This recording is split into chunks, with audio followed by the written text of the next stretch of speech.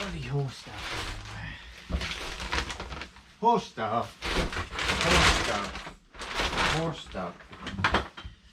Right.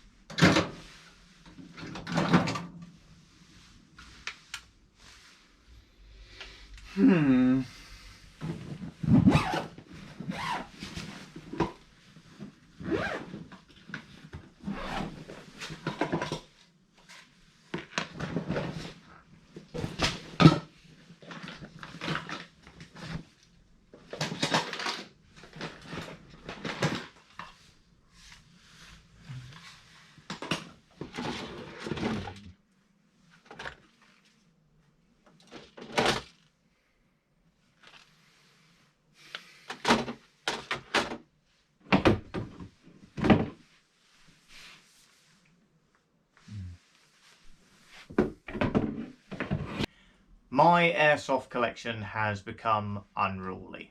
I've got optics, guns, accessories, everything scattered all over the house in various boxes and cabinets, and likewise. I'm not even going to go into what's in there. It's an absolute joke. But suffice to say, it's out of control. And a lot of it these days doesn't even really see the light of day, much to my chagrin. But yeah, there's a large portion of the collection that it's very rarely used, very rarely comes out of boxes, that kind of thing. Another portion of the collection maybe gets bought out once or twice a year for a bit of plinking in the backyard, up at the farm, that kind of thing. And then there's really the core of the collection, which does most of the heavy lifting on skirmish days and that kind of thing. But suffice to say, some of it's got to go. Some of it's got to make room. In an ideal world, a money no option kind of world, absolutely I'd keep hold of all of it. I've loved every minute of building this collection. And like I say, in an ideal world, I'd build a gun room dedicated to it all, much like a kind of demolition ranch, or even a negative airsoft who seems to have converted his loft and that kind of thing. That would have been absolutely phenomenal. Unfortunately, in today's current economic crisis, money is very real and very much a factor in everything we all do these days, and it's no different for me.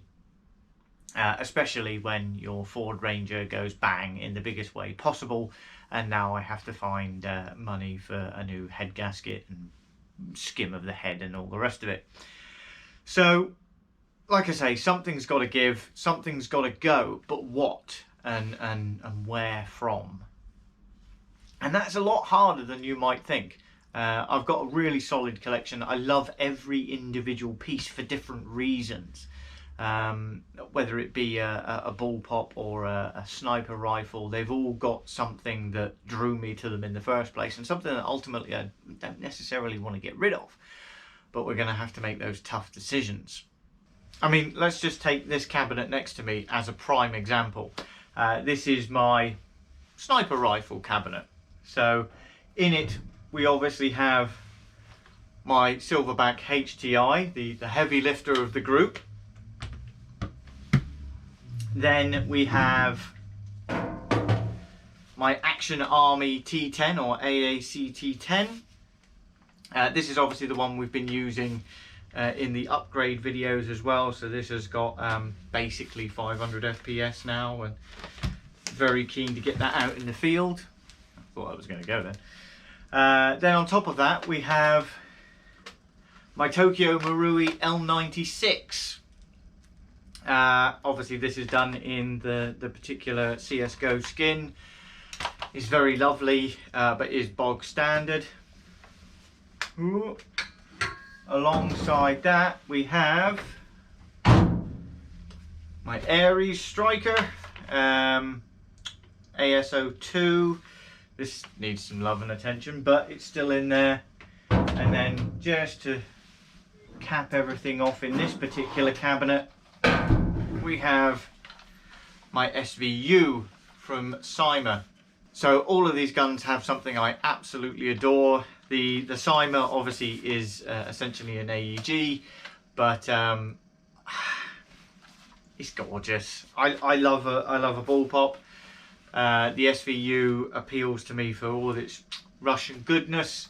Not that the Russians are particularly good at the minute, I should add, but suffice to say, a great little rifle. Where do I go with all of this? You know, do I get rid of that? Do I get rid of the ASO2, which is a great little sort of scout rifle?